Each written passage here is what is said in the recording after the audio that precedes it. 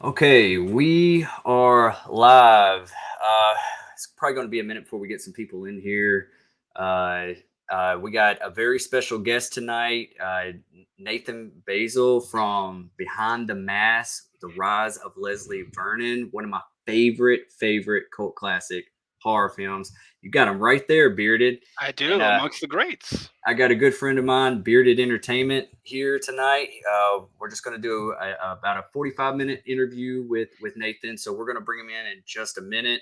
It's probably going to be a minute before some people kind of like trickle in, and we'll just go ahead and get started on this. We'll go ahead and bring Nathan in now. Okay. Hey, sounds good, man. All right. Hey Nathan, how you doing? I'm doing all right. How you guys doing? Welcome. Doing well, doing well. Welcome to the stream. Uh, I appreciate you doing this tonight. Oh, I see the cat. I like Yeah, cats. It's yeah, lovely to meet you both. yeah. She's gonna try to hog all the attention. All the attention. Don't you What's need her it? name? BMO. BMO. Okay, Be- nice. is BMO. that an Adventure Time reference? It is. That's awesome. Nice, I like it. nice catch. Very Yeah. nice Yeah, catch. just I love horror, but I do get into some cartoons. I never got out of the Yeah, Saturday morning cartoon phase. yeah. And unfortunately, I had kids who brought me right back into a whole new generation of Saturday morning cartoons, and Adventure Time was definitely one of those. Okay, Nice. it's a good show. Oh yeah, it's great.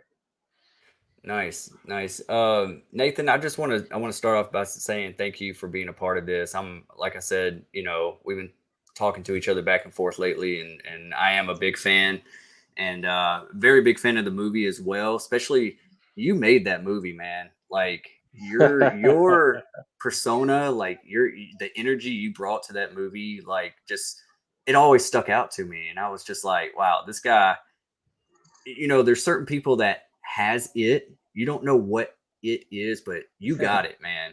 You definitely got it. And Well, I I appreciate that a lot. It means a lot to me. But the only reason I was able to do anything that I was able to do was because the environment that had already been created was one of just it was just like a playground. mhm. It was just come on in, jump in, jump into the deep end. Water's fine, and the director Scott Glosserman from even the audition phase of it, it just felt really once I met Angela, it was just it all made sense. Everything just clicked. It was just good people, and everybody worked great together, and there was a lot of work to do, but we got it done and we had fun doing it. Mhm. I remember the scene that got me, because I'm gonna be honest, like I didn't find Leslie scary through the first part of the movie. I'm like, oh, this is a guy I just like have a beer with and talk about horror movies. But Yeah. the scene outside after, and I hope no one who's watching hasn't seen the movie, but spoilers, the scene outside after Taylor goes and messes with the Sorry girl, about that. and like you come and you're starting to talk to her outside of the van, and you're still like this nice Leslie guy, and all of a sudden, and you just switched like that, like don't mess this up for me, and got it in her face is like, oh, okay, so he really will kill someone, even though he Yeah. looks Well, nice. that was one of the scenes that we auditioned with, Oh, and I'll tell you, um,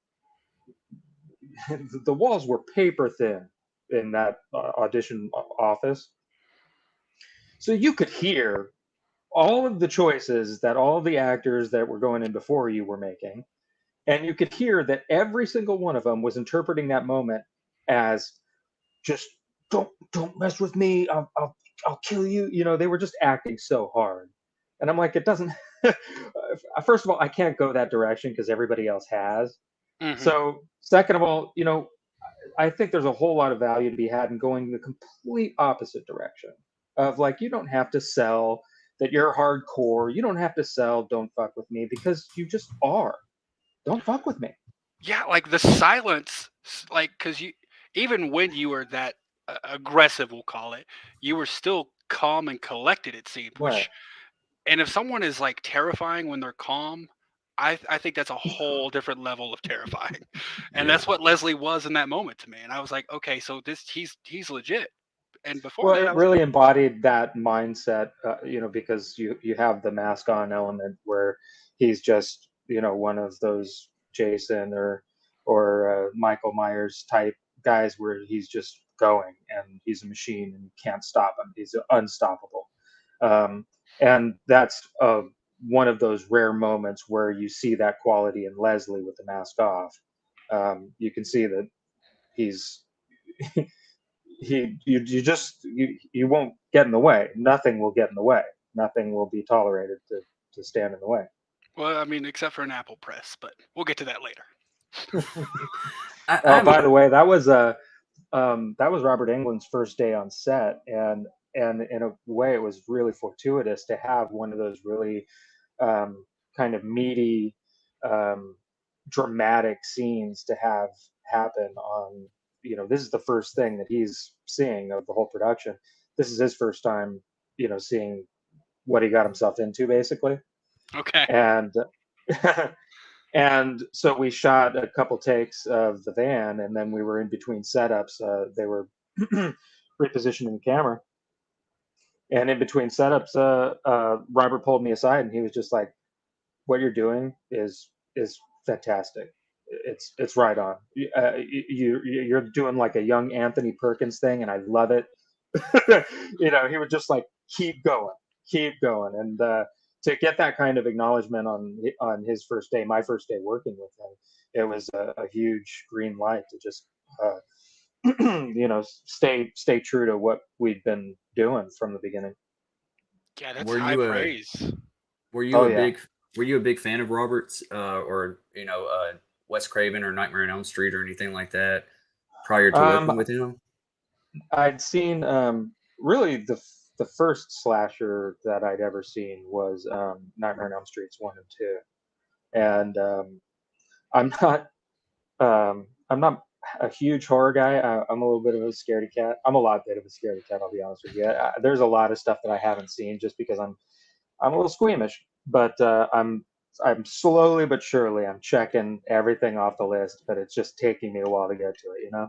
But I had watched Nightmare on Elm Street 1 and 2, and so I had a reference for not just Robert Englund, but for the legacy that he, iconifies, um, and an appreciation for how much him just being involved in our project just legitimizes what we're trying to do here in a huge way.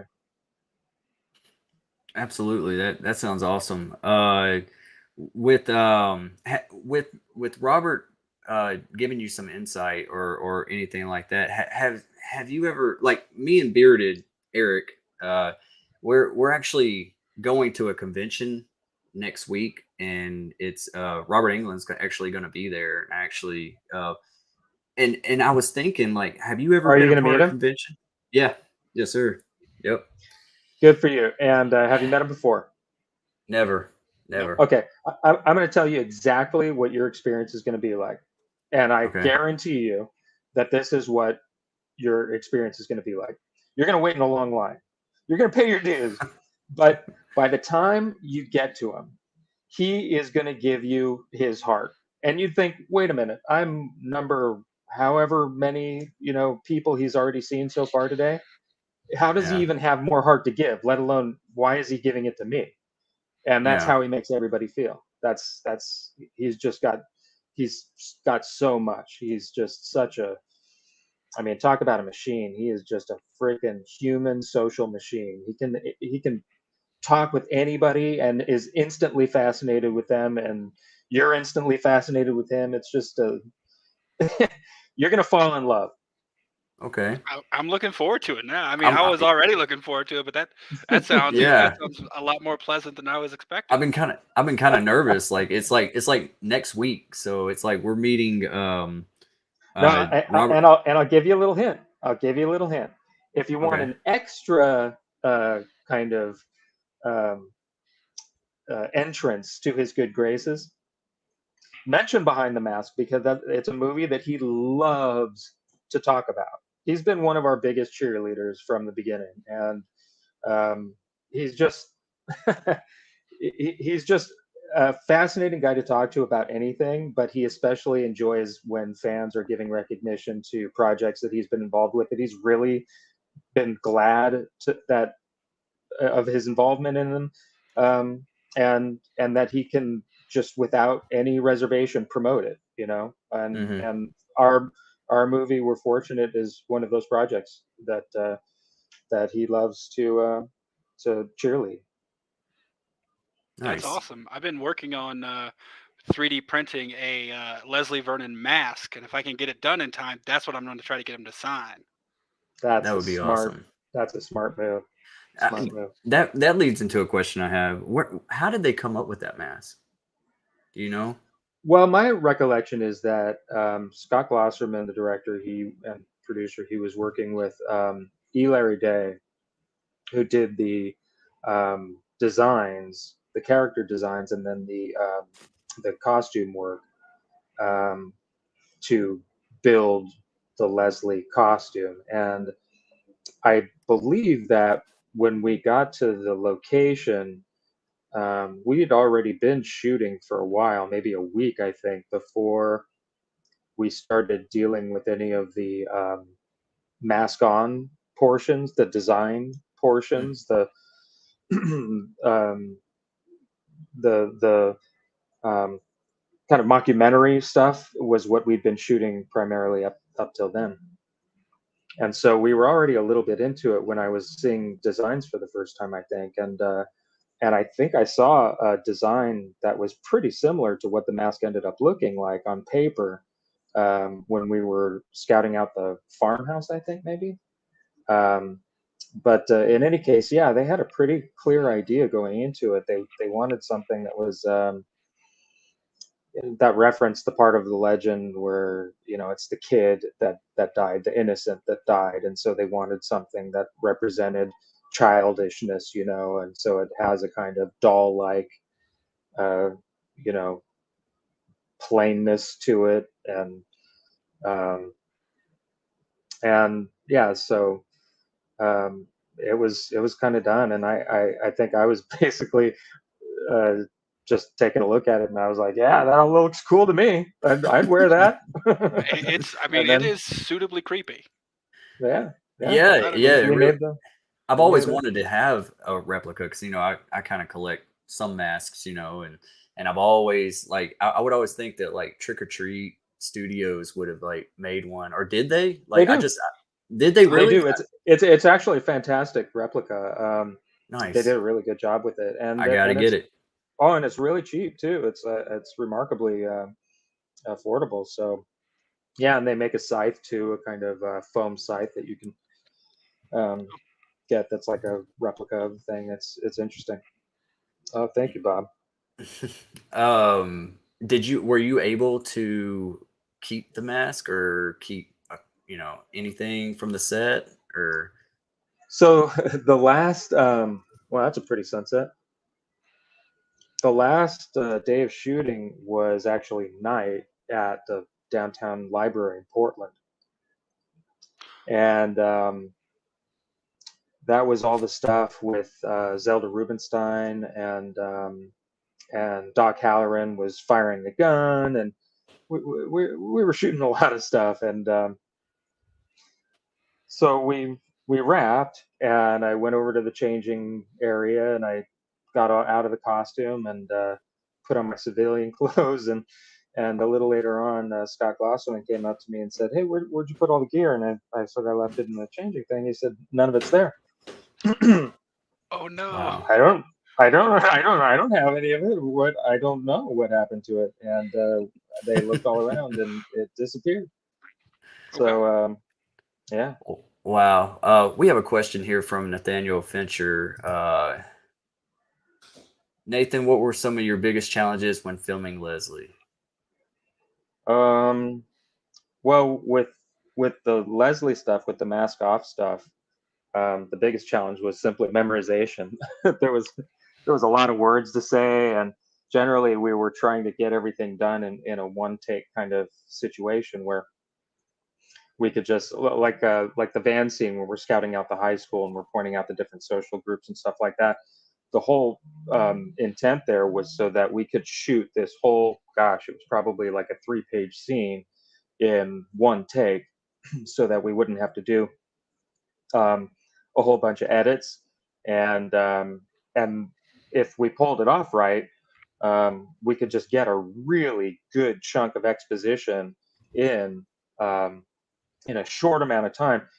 So I was talking fast and I was just rattling stuff off, and my memorization failed me several times. So that was the biggest part with the Leslie stuff. The biggest part with the mask on, the biggest challenge there was just mastering my experience. It was pretty cold, and I didn't want to get in and out of slippers and stuff like that when I was filming this stuff with the mask on. I just wanted to have the mask on. I wanted to do my job, and I didn't want to mess around. I didn't want anybody to mess with me. I just wanted to get the job done, and so I stood bare feet out in puddles and mud, and it was just it was at times pretty miserable, but just mastering the the mind part of it was both useful for me as an actor, but also useful for me as getting into the mindset of my character. Yeah. Okay, I got a quick question. So, did they use a stunt double for any of the scenes while you were in the mask, or was it all you?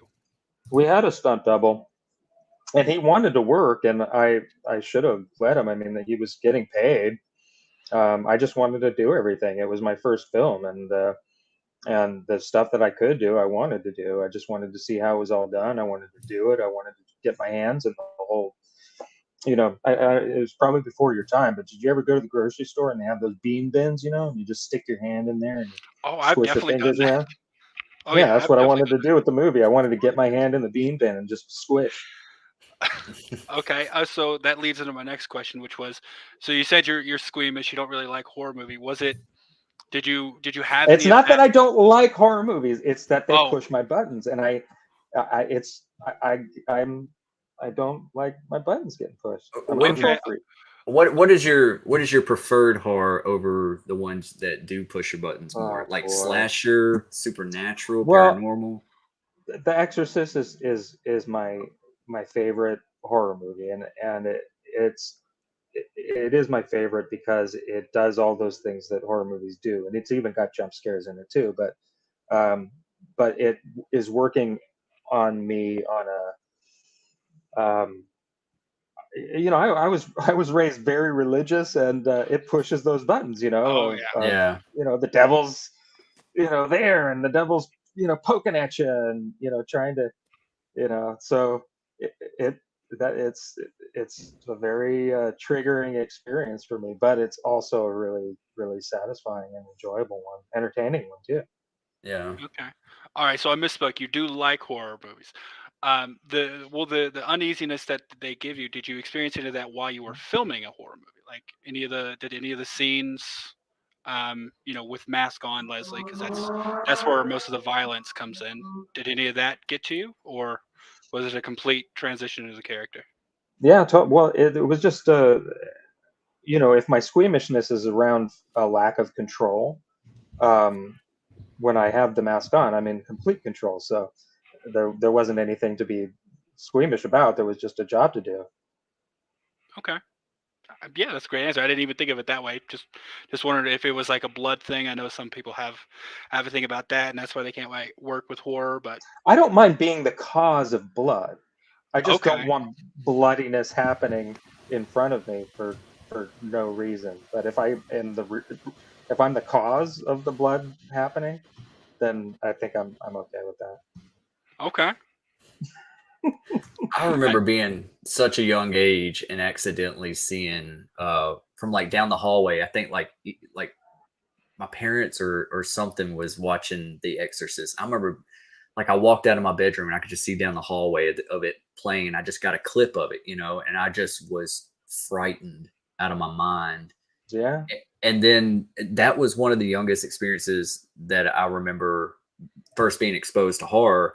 And then the second was A Nightmare on Elm Street 4 with which isn't the best Nightmare on Elm Street movie. You know, I'm always about the original, but you know, that was my first experience with Freddy, and a lot of people call that Cool Freddy because that's like the MTV era and Right, everything. right. And I just remember just that was it for me. It was those two experiences, and then I was hooked. It was like Freddy Krueger was my Batman growing up. As crazy as that sounds. Well, it's funny because in a way, doing Behind the Mask was helpful for me, um, because I felt more of a responsibility to watch horror movies because I would go to conventions and people would like regard me as an ambassador to horror and to slasher specifically, and I would just feel like a responsibility to Yeah, check in with some of these, the the the, the pantheon, right. but but yeah, I felt a lot of responsibility for doing that, and so I tried to do it after doing the movie. But something else with doing the movie was the fact that because of the way that we were talking about and breaking it down into concepts and breaking it down into conventions and then a kind of an academic approach to it, that actually helped me create a little bit of a psychological distance from movies so that I wasn't getting really, overwhelmed by some movies. I could have I could create some kind of intellectual distance between myself and the thing, and take a look at it from an academic viewpoint and see um, what conventions are being played on and how they're being used in this kind of medium, and so it's been helpful for me having done the movie to get my toe into waters that I might otherwise avoid. Nice, nice. I have a question. Like, are you familiar with the Scream films? Like, Mhm. okay, you know how like the I, Scream I movie. saw I saw the first Scream movie for the first time last Oh, year. oh wow, Last year, okay. last Last year. year, So you and haven't it's seen so the my new one yet? generation. It's like it should be my movie, Yeah. And I watched it for the first time last year. When I first watched Behind the Mask with the way it deconstructs, like the horror genre and stuff like that, that's the feel I got from like how Scream did, or maybe movies like Cabin in the Woods. I don't know if you've seen that one, but like, Yeah, yeah, I that- have. yeah, and that's just like it's like there's something special about it. It's like lightning in a bottle of what you capture, um, and It's the different. way. Sorry, go on. No, no, I was just saying that like the way you portrayed Leslie Vernon, the audience immediately, attaches to you, likes you, and you're kind of like, is he a killer or is he not a killer? You like this guy, he's charming, and you kind of almost build our trust before it kind of goes a little dark. And it kind of reminded me of like since you did see the first Scream, like the Stu Macher from Scream, like he's so likable and lovable and charismatic, and then whenever it switches and he's actually the killer, it's like it's that much more shocking because we like this character so much. Right. So and it's just you know I just it was just always a character that I always just like very memorable, very memorable. So Well, I think that was a real. I think we reached a kind of crisis point in the audition process where it was coming down to like, are we going to go with this guy? Like this no name, he's never done a film before. Why this guy? We're basically like making him the we're we're putting the spotlight on this guy. There's got to be a real good reason to do it, and I think ultimately what they just came up against was the fact that the other interpretations of Leslie Vernon were people who were just acting evil, who were just acting evil, and they were just acting so hard, just like I'm evil, and and my take on it was, I don't. It's not something I have to act. I believe it, so I don't have to.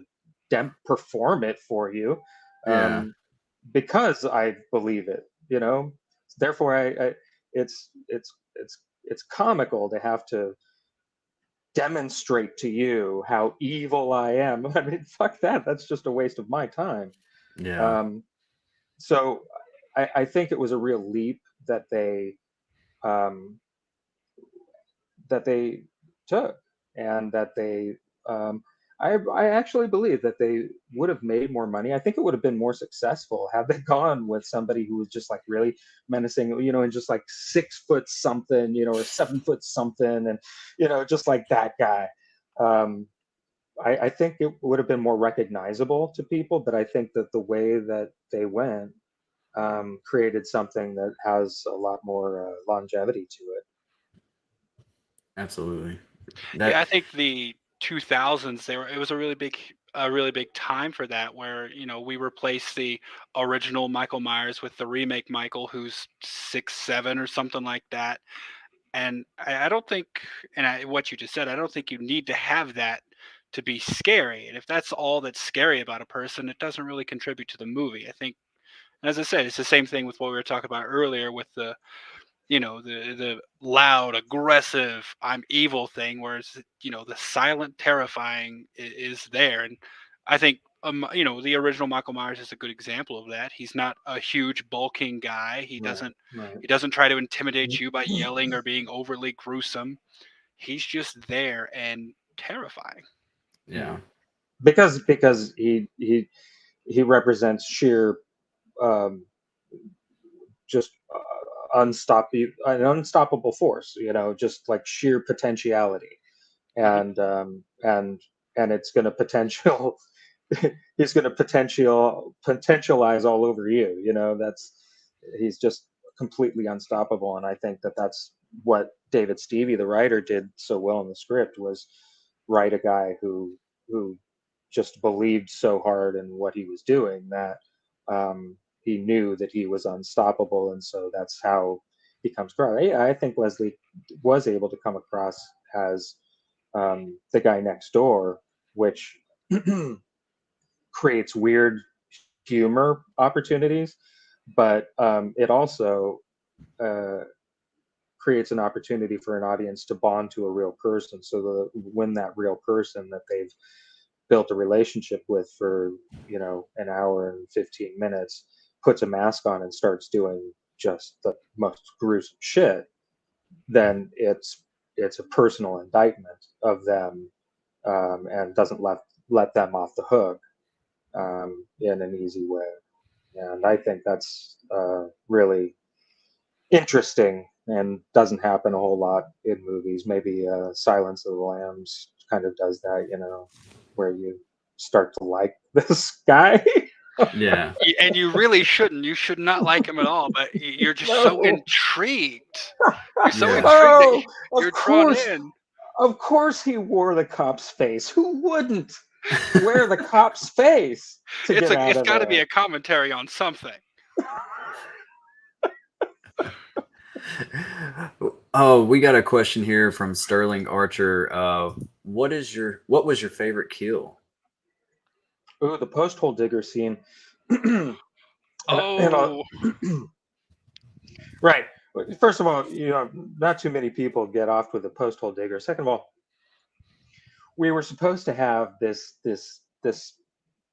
whole effects rig where we could do a close up on a chest cavity that just gets pierced by a close up of these postal diggers, and then they pull out this like pumping heart. This was all supposed to be one sweet, sweet, gory close up.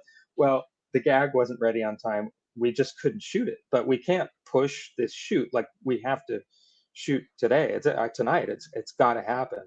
Um, we we just There's no alternative. So what do you do? So what we ended up doing was a really, really wide shot. We positioned the camera on the other, the post hole diggers on the other side of the body from the camera, and we do a little like this, and then we do a close up of a, cow heart or a pig heart or whatever it was that we ended up getting, and squeezing, fake blood all over. That's what you. But we couldn't pull off the gore like we would have wanted, I'm sure, and I think it would have pleased a lot of horror fans had we been able to do that better. But honestly, watching more of those legacy classics, I appreciated more and more, especially with the early ones, that there was they were working with the same budget constraints and time constraints that we were, and so the gags that we were partially executing on, they were doing the exact same thing, man. They were just hustling to get the shot done so that they could move on and set up the next shot. Mm, Just they didn't have time and money to just do reshoots and perfect it. You just made it work with what you had, and so that was an interesting parallel that I didn't appreciate at the time, but that I have ended up appreciating about it. nice. I was wondering, like, I know that there was originally like supposed to be before the mask, and I don't know if you could talk on that, like, as far as like where that would have went, or I mean, Well, I'm sure it would we have been a prequel, but go ahead. it was a prequel sequel. we were playing on we were playing on the idea of a prequel or sequel, and so we David Stevie went back to the drawing board and created a prequel sequel script. um, and we were trying to raise money for it so that we could get the budget together and start shooting on it, or at least raise enough to get some investors interested.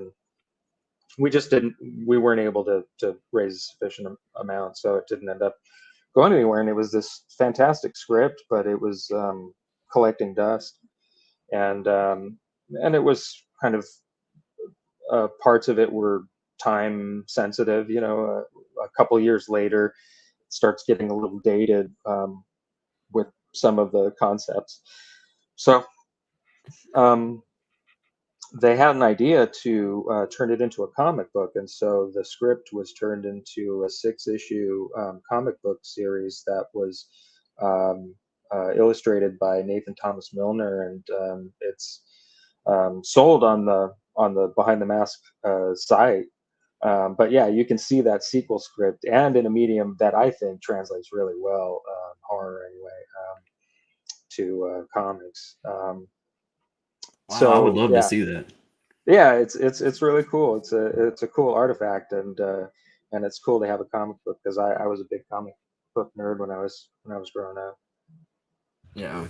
So are you saying it's officially we shouldn't keep holding out for a Before the Mask movie? Is that what I'm hearing? Not a movie of that. I mean, if we were, and I do believe that we're going to do something. It's just none of us are really feeling like, none of us are like, oh, we have to do it now. Come on, it's now's got to be the time.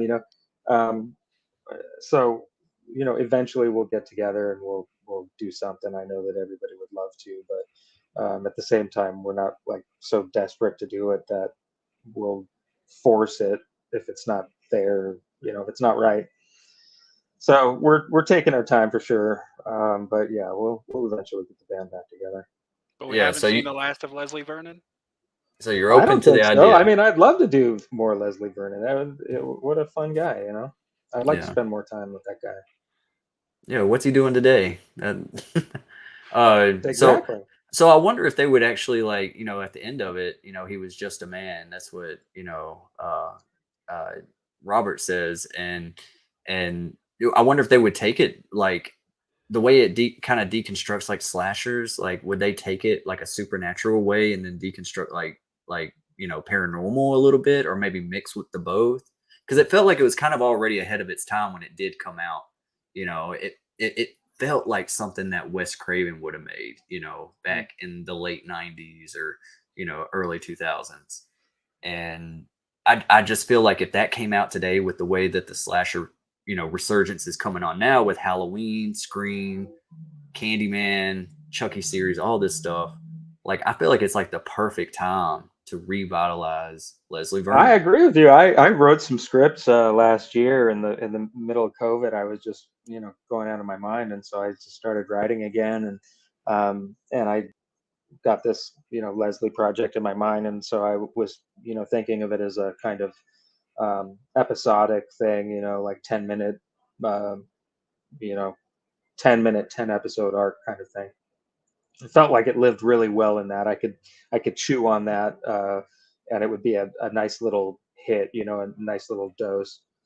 Um, and that was a really good, project to keep both keep my mind occupied, and being creative, but also to see Leslie in different kind of mediums, like an episodic format. I think there's a lot of different things that can be done, and a lot of ways to contemporize um, Leslie, but in the way that Behind the Mask specifically does that. Taking a look at genres, commenting on genres, and conventions. I think there's a lot of fun to be had with the current environment.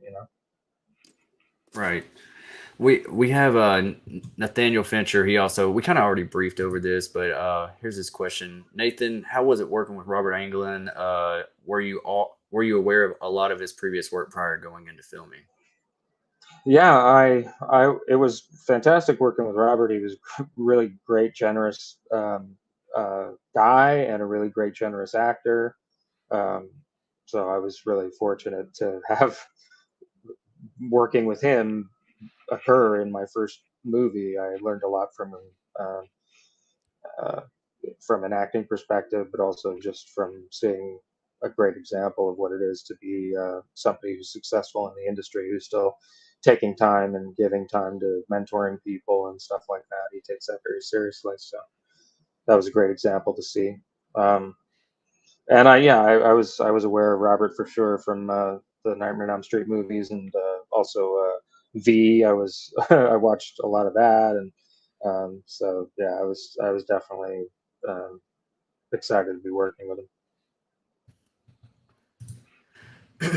That's great. I I had a question over here. We kind of already answered it. We'll keep. We have a. I'm trying to catch up on the chat here. Uh, Well, there you go. What was the movie, TV series, book that instilled your love of horror?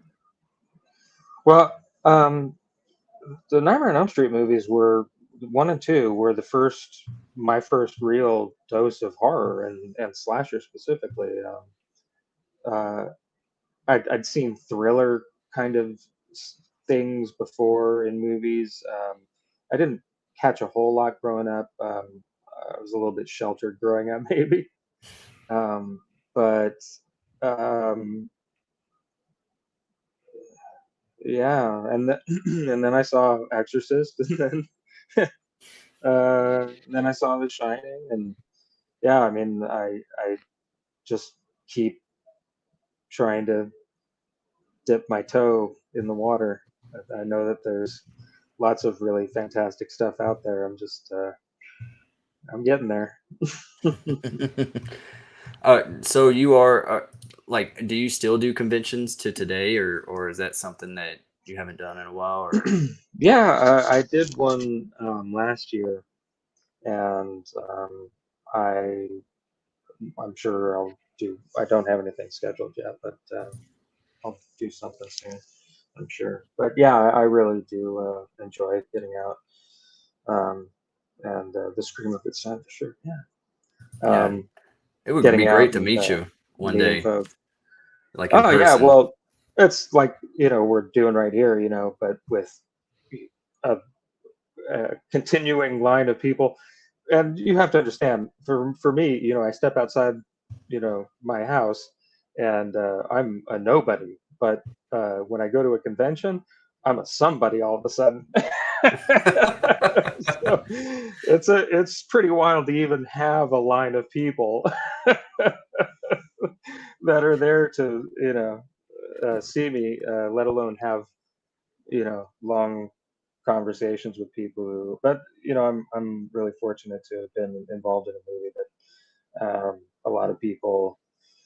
Um, it's dear to a lot of people for a lot of different reasons. So I feel fortunate to be that ambassador. Yeah, me and Bearded was just talking about earlier that like it would be really cool. Like I feel like you would fit right in at the conventions. Like it would just be really cool. If you could just, if like we're going to Texas Frightmare next week, and that It's a got me. fun time. Yeah, have you ever been to that one, or do you Yeah, that was one usually? of the first ones I did. Oh, okay, okay, nice, nice, Yeah. nice. It was. I've been impressed with every convention I've been to. I mean, I'm just impressed first of all when uh, people embrace me as kindly as they do. But yeah, I've been able to see meet a whole bunch of different people and people that vendors and I love the whole weekend. I have a ball. Nice, nice. Yeah, so I've personally never been, so I'm excited to go. And if you're ever down there, I'll have to come again just to meet you, and I'll get you to Hmm. sign the Leslie Vernon mask as well. Yeah. Yeah, yeah, I'd be happy to do that. I wouldn't even charge you. I, I would We happily would pay. pay. Yeah, we Yeah, I would. was We about to would say. No, no, no, no, no, no. I wouldn't even charge you. And I tell you what, knowing me, I would actually sign an 8x10, and I would not accept any money either. I always do. I don't make any money at these things. Actually, I do fine, but yeah, I like to be appreciative when people are appreciative back. Well, I do see absolutely. that it's getting close time for you to go here. So I had one more question. I don't know if Destin's got another question. If you want to Go go ahead, ahead. man. No, go ahead. I was going to bring up. I did see you on Dead Meat recently for the horror awards, and you were in character as Leslie Vernon. I just wondering, is that how long has it been since you were in character as Leslie Vernon? Have you gone as That was Halloween or something? no, the last time I had. Well, I did have the gear for a Halloween. I did dress up for a Halloween. I remember that. I don't remember how long ago that was, but I haven't had the gear for a long, long time. And James had everything and hooked me up, Wait, and that was that. he had the gear. Yeah, well, his friend Goran had all the gear and had done a fantastic job creating not just a uh, uh, thermal underwear and overalls and everything, but they've been treated diligently with scoring and just getting everything just really picture perfect. You could tell that he was trying to get his thing straight, authentic. You got That's to appreciate that. Yeah, I would have thought you like it would have been something from because I it looked like it was from the movie. So that's He did a great. I'm telling you, he really takes his game seriously. His cosplay play game is up there.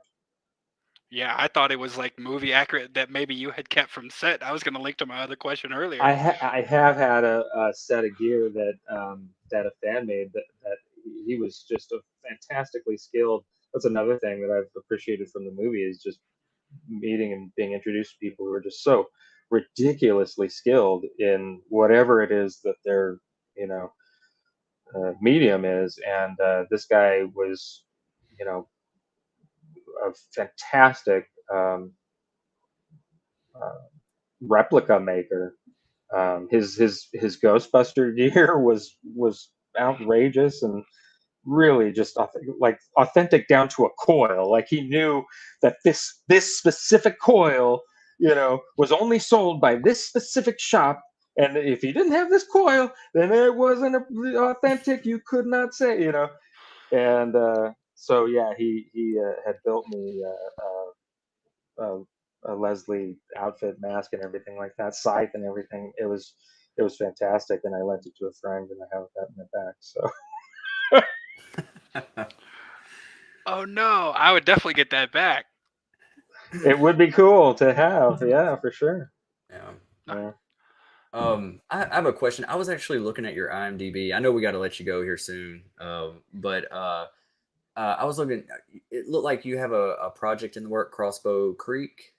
hmm Is there anything you could tell us about that, or is that on, or is that? Well, my friend Andy, we went to junior college together, and we've done a bunch of stuff together over the years, and he's been making films, and This is his latest.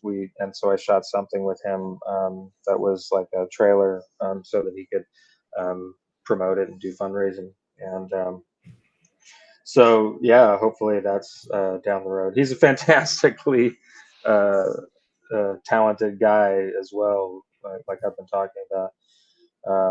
And I'm I'm there's been certain people in my life who are just so industrious, they're just really productive. And I just, I don't have a great track record with being, personally productive. And so I have always admired people, my friends who are just, they're constantly doing something. They're constantly writing, or they're constantly working on a project. And, um, yeah, so he's constantly doing something.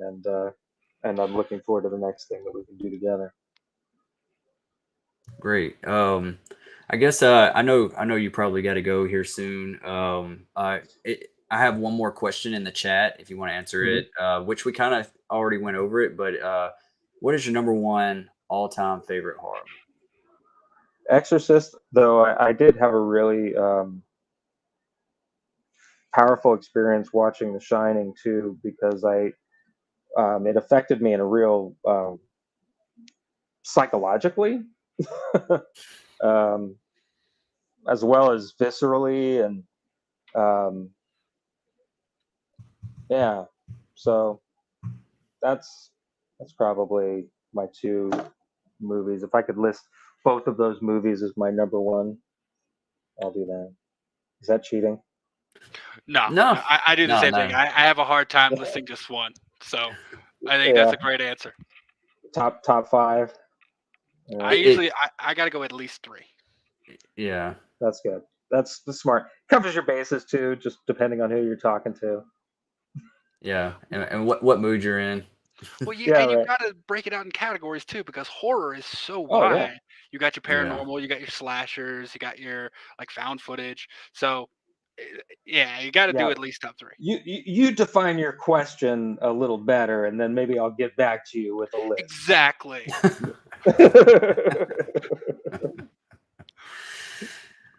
Well, Nathan, this has Uh, been great, man. I don't want to keep you too long. I know we agreed on 45 minutes. well, it's been a pleasure talking to you guys, and I appreciate you letting me run to pick my kid up. Sure, Um, sure. I'm a schedules. dad myself, so I know how it is. Okay. Yeah. Yeah. Is there anything like is upcoming for you that's coming up, or before we let you go, like you have any projects in the Uh, works?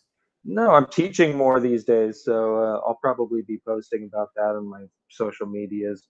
If people are interested in doing acting, um, I'm teaching that. And oh yeah, oh well, I've but done some. I've been a slasher in a couple of short films so far. good for And you. yeah, I was gonna head out to LA at some point in the next couple months to see what it's like. So Well, it can be fun. Yeah. Yeah, I'm doing acting classes, and hoping to uh, get something started back up again when COVID is on its way out. And Mm-hmm. in the meantime, I'm doing coaching on the interwebs, and yeah.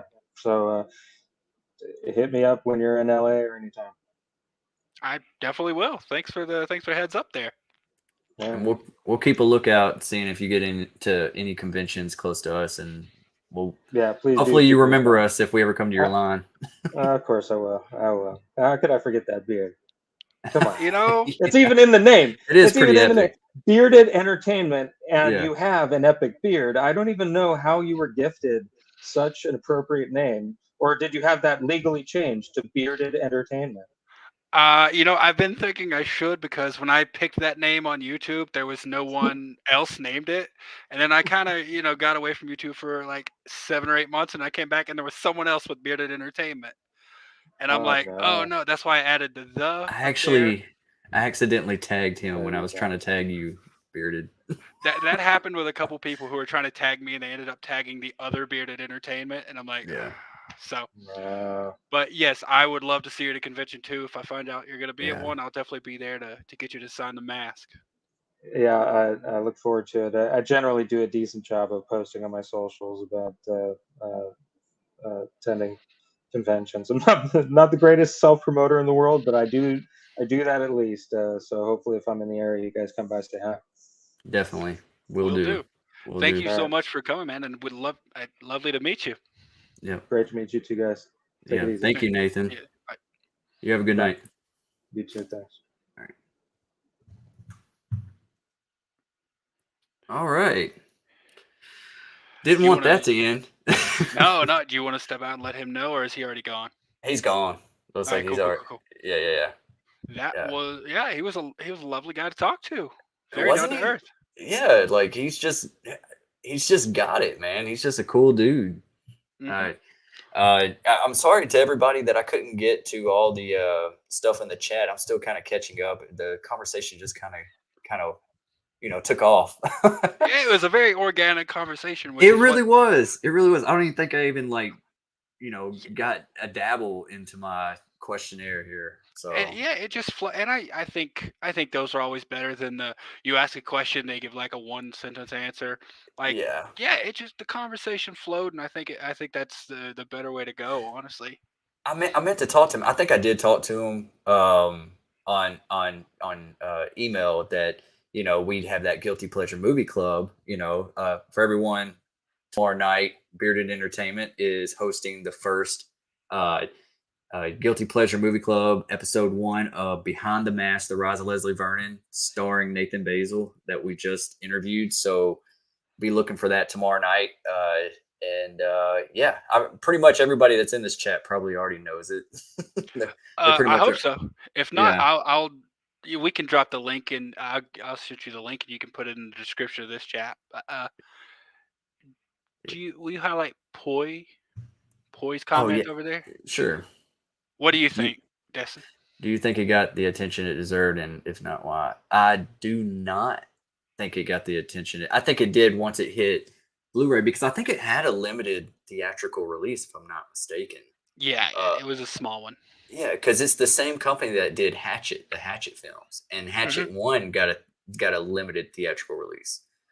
And I probably saw Hatchet before I saw Behind the Mask. I I really, know I saw Hatchet first. Yeah. yeah, and I don't know where I heard this from, but and I have to rewatch the Hatchet films, but doesn't Hatchet Two mention Leslie Vernon? Oh, I don't know. I heard that it does, and I have it back there on the shelf somewhere, but I've always wanted to just revisit it because I really don't remember much about Hatchet 2. I remember Hatchet 3 and Hatchet 1 the most, but Hatchet 2, I was like, oh, so maybe I think that they were because they were both Anchor Bay, and I think Adam Green that did the Hatchet films. I think that they were considering doing like a shared universe type thing. That would have been Like, really cool. Victor yeah, Crowley and Leslie Vernon just going on a spree together. yeah, yeah. Kane Hodder and Nathan, man, that'd been Well, yeah, awesome. I mean, Kane was Yeah. in Behind the Mask for a split second. Like, Yeah. do you Yep. think he charged for that? Do you think he showed up in like the full actor sphere? If he's just like walking with his groceries, and they're like, "Hey, you want to be in a movie for a second?" And he just walks in his house and like, "Go away." Yeah. Yeah. I don't know. If he did, I don't think Kane would have charged much because Kane is so cool. Have you ever met Kane? I haven't. I want to. Yeah. I met him back in September. The Texas Frightmare got postponed because of COVID and it moved to September. So a lot of people dropped out, but Kane and Tony Todd and stuff like that, they were still there. Oh, I'd love to And meet and Tony Todd. and I actually had photo ops with Kane, and I read the times wrong. And traffic is so bad in Dallas. Trying to get to that airport. That's why I was trying to tell you before, like prepare to get there a couple hours early because I got turned around so many times. It's so easy to get lost, and I was late. I missed my photo op with Kane, and I was Oh and the staff for Texas Frightmare is just like, oh well, you can have a photo with somebody else equal or lesser value, but we can't give you a refund or anything. And there was like nobody I really cared to get photos with. It was like I was more mad at myself. It was my no. Yeah. mistake. And I was just like, so. Anyways, I took a photo with somebody. I took it what it was. I was like, you know what, I'm gonna at least go meet Kane. So I went to his line, and when I went through it, um, uh, he gave it to me for free. He gave me like a free selfie, a free picture, signed it, everything. Oh, And that's awesome. we talked about his documentary, and we talked about Freddy versus Jason, how he kind of got screwed on that deal. Yeah, it And wasn't him. It was someone else. yeah, but he thought he had. They told him he had the gig, and then they didn't even tell him he didn't have the gig. They just started filming without him with somebody else, and never even like informed him anything. Kane Like Hodder is by far the best Jason. by Um, far. Also, this comment from John Davis up here. That's my cousin, by the way. Um, Oh, I 100% agree. It definitely should have been a bigger hit. And if it, we talked about that a little bit. If it had come out today during the slasher resurgence, I think it would have been huge. hmm. Um, yeah, like it. It was ahead of its time for sure. Yeah, And yeah, I mean, you really think about it, Scream was too. It wasn't a hit. It was word of mouth that kind of grew it, you know. yeah, yeah. His opening weekend. But it also had Wes Craven's name attached to it too. So that kind of Well, yeah, but I mean, if you think about it, Wes Craven, and I know Matthew Lillard brings this up a lot. Wes Craven was actually coming off a string of movies that were not well received. So yeah, while he is he is as we all know now, just a titan of the horror genre. At that point, he wasn't looking at he wasn't looking like the best director. But hmm, I think, and Wes Craven is one of the best directors of all time in terms of horror, but I think it was the combination of Wes and Kevin Williamson's script that it came together in lightning in a bottle. I think you said that yeah, earlier, and that's what Scream was, and miraculously they did it again because I think Scream 2, I think Scream 4, like I think they were all fantastic movies. 3 I even really enjoy, but yeah. um uh, Carrie, are you saying it is briefly mentioned in Hatchet Two? Is that what you're mentioning? Because because I've always enjoyed the Hatchet movies for what they were. What was the last one? Wasn't there? There was actually four I Hatchet films. I think Yeah. so. I've only seen 1 and 2, so but I don't Okay. remember 2. She comments again. She said he mentions he comes from the town of Glen Echo. The town's urban legend is known as. Leslie Vernon, a reference to that. Okay. Wow. Yeah. Okay, Yeah. so Okay. it would have been cool to have a crossover, and that was one of the questions I wanted to ask him, but I didn't get to because I was going to Yeah. ask him because Robert Englund, Freddy versus Jason. If you had to pit Leslie Vernon against another slasher, who would you want to go up against? But Oh. we never got there. But that's definitely Yeah. a question I wanted to ask him. Leslie Vernon versus Stu Macher. Oh no, I wouldn't be able to. I Bec- would. I mean, am I wrong that his like charisma and his likableness is and like he's kind of like lighthearted and goofy and just don't take things too seriously. Like that's the vibe I get from Matthew Lillard portraying Okay. Stu. Yeah, I can see it. I think Stu is a little bit more chaotic than Leslie, but just a Yeah, slight bit because Leslie was pretty chaotic. yeah, Um, and like I said, that scene with him and Taylor where he Hatchet like too. snaps, that Yeah, was that was the scene that like I said, it got me. This where I was like, okay, Leslie is a frightening yeah. person. The last one's called Victor Crowley. Yeah, that's what it was. The fourth one wasn't Hatchet; it was called just Victor Crowley, and they were like stuck in a plane or something like that. Like it came out of nowhere. Like it like dropped and it was like came out immediately. Like it was like filmed secretly or something. I don't know. So I uh have to look into that one. But I think the Hatchet movies are other. That's another one that I don't think gets the credit it deserves. Like it should be bigger because it's not the scariest, but it's just really fun. yeah, yeah, definitely. And you said you haven't seen Hatchet 3, right? I don't think so. No. Okay. Daniel, the character, I think her name's Mary Beth or something. I could be mistaken. The final girl in the first film. I think Daniel Harris takes over her character, and I remember really enjoying the third film. I just remember like thinking like it was like Hatchet on steroids. I need to rewatch those movies. Those might be good for the Guilty Pleasure Movie Club. Yeah, I mean, I know Craven just watched it recently because he did a members only thing, and they voted to watch Hatchet. Yeah. or there was a poll or something, and they decided to watch Hatchet. So he just watched Okay. it recently. We already. I don't know. I think Craven's actually next after me. He'll be next month, and I don't know what. What he picked? Yeah. He hasn't said. He hasn't said what he's picking. No, I think because Carrie came in with the thought of making it a secret, or not, not the whole time, but just like right up into the point Yeah. of watching it, because we have to we got to let everyone know at least a day ahead of time so we can actually organize where we're going to watch it. Yeah. Carrie says, "Better not be the apple." Oh Y'all God! keep talking about this Apple. What are y'all talking about?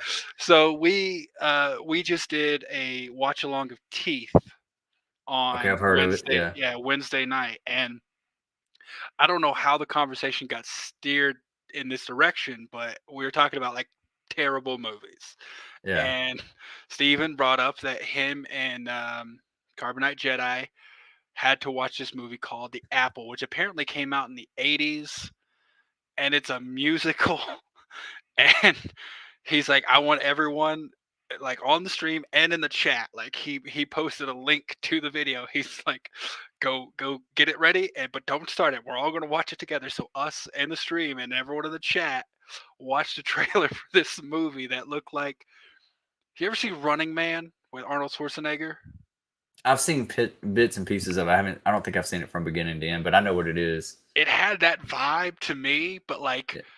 kind of with hippies and a lot of LSD. Uh, but it's a musical, and it was just so bad. And apparently, it was the worst movie he's like ever seen, or the worst musical at least. And now the joke is coming around that during his guilty pleasure movie club, we're gonna watch The Apple. The problem is, Carrie, that's not a guilty pleasure. Like he literally hates it. So it's like it wouldn't be a guilty pleasure. A guilty pleasure is something like you enjoy, even though it's bad. It's the Um, unpleasurable movie club.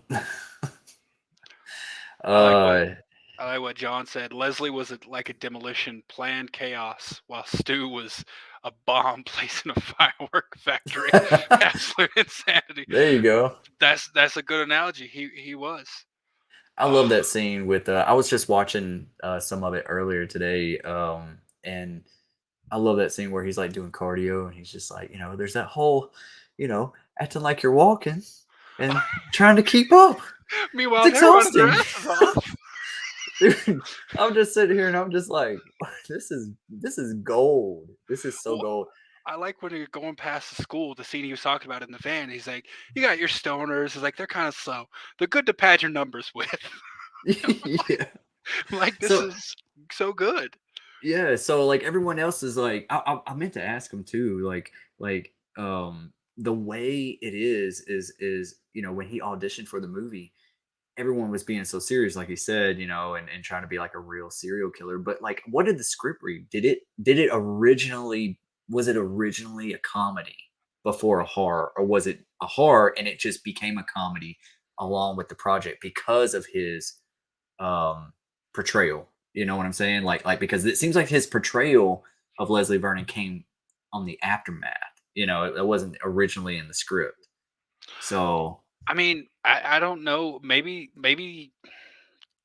one of the things I learned in action classes is like you get what they called a contentless scene, which is yeah, like a scene that's literally like you got no emotion or anything behind it. It's just phrase. It's just a little dialogue, and you can make it whatever you want. So I mean, I think it's a good possibility that the script never really changed. It's just the way he interpreted it.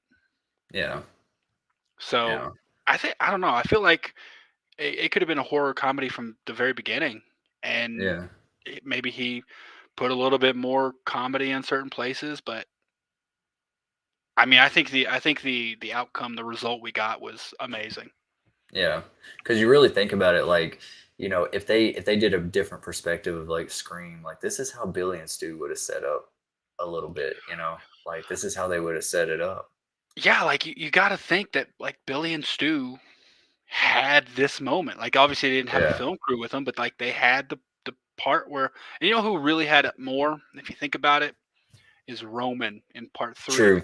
because he does leave the pictures at the murder scenes, and he does stage things like a lot more than Billy and Stu did. So like I think Roman, and especially if we're sticking with the on-screen theory that Roman was the only Ghostface. Hmm. If that's the case, then Roman, he put in work, man. He got everyone there by himself. So I think, yeah, Roman definitely had to have some moments like this. Yeah. Yeah, definitely. I mean, man, I feel like he would just fit right in the Scream universe. He just seems like a Scream character, you know. Like I don't know, I've just always thought that. I'm like, man, just the feeling I got whenever I found that movie at my local Blockbuster. You know, I just like ran. Oh, that looks interesting. Oh, Robert Englund's in it. I'm gonna give it a shot, and I just instantly became a fan of it. And so that's pretty cool, man, that you actually picked this movie, man. Because I'm gonna be fully. I've watched some of it today, but I'm gonna be fully revisiting it tomorrow night. I want it to be a little fresh. Yeah, I contemplated watching it earlier today before this Hmm. interview, but I'm like, but I'm going to be watching it tomorrow, and Right. it's been a while since I've seen it. I'd say it's been almost a year since I've watched it. Yeah. So I'm like, you know what? I'm just going to wait. I'm not gonna do it because I remember a good a good bit of it, enough to ask the questions I wanted to ask. Yeah. Yeah. For sure. Green has even said that they're like brother and sister films with behind the mask deconstructing the slasher tropes while Hatchet fully embraces them. Okay. Okay. So he's talking about Adam Green. So yeah. Okay, gotcha. Yeah. Yeah. Yeah.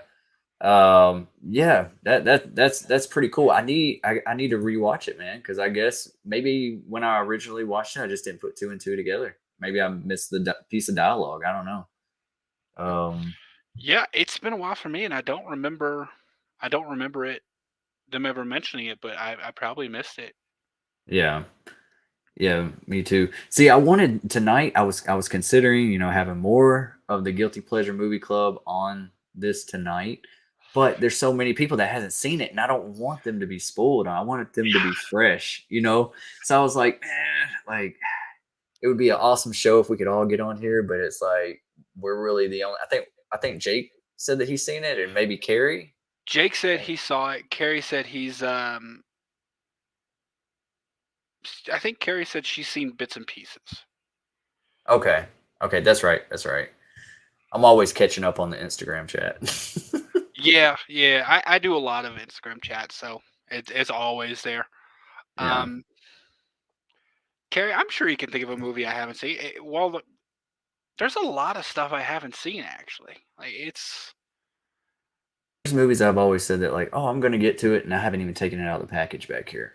I'm just like, I, I've I got get, I've got a lot in my Plex media library that I haven't watched yet. So there's a lot I got to get to. So I'm sure yeah, you can find something, but I don't know. I don't think you should really focus on finding something we haven't seen. I think you should focus on something that you really enjoy, and yeah, because it's like even if Destin, you for instance, even if there's something you've already seen hmm, that you just kind of saw it and that was it. If it's something I really enjoy, then I think it's a much better watching experience when you're sharing it with someone who does really enjoy it.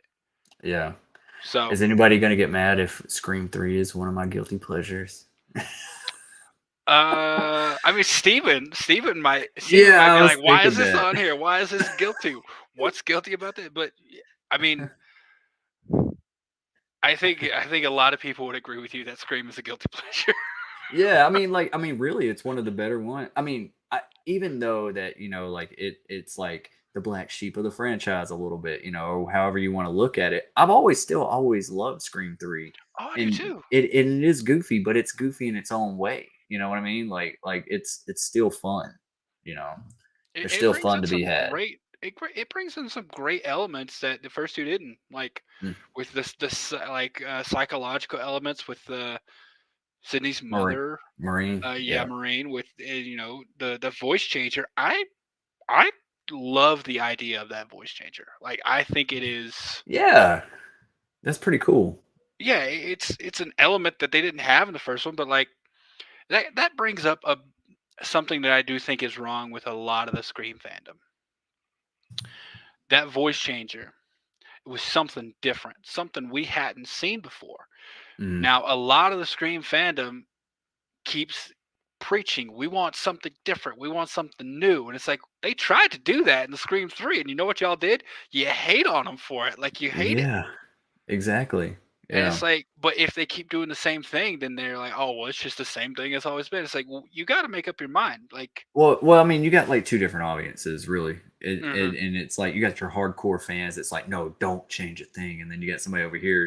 You got this group over here saying, oh, it's the same thing over and over. Let's do something different. So you're going to disappoint one or the other when you step out of that box. So it's like Radio Silence right now. They're backed against a corner right now. Like they're gonna have. I don't know what they're gonna do with them saying risk it all, but they're they're walking a fine line. I'm very curious of how they're gonna do the next film. well, here's the thing. We at least I, my personal opinion. I'm not going to say we because I don't want to speak for you. I've seen, um, hide and seek. That was pure radio silence, from what I understand, Mm-hmm. and that was a great movie. Yeah. That was so original, something that I hadn't seen, at least in that regard. There's been things like it, but I think that was a great execution of it. Yeah. So I know Radio Silence can do something wholly original and make it great.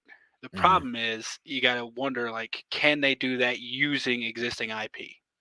And I don't think they made a bad fifth movie. I do think their interpretation of Scream, at least this first one, was really them not getting a feel for it, but them showing people that they can make a Scream movie.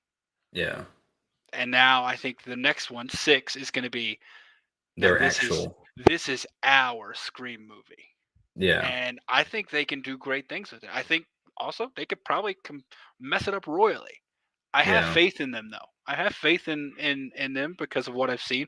Because the only other thing, I think they did a clip from VHS. I'm not sure if it was the first one or second one, but um, everything I've seen that they've done has been good. Mm-hmm. So I have faith in them as directors and writers that they're gonna make a good Scream movie.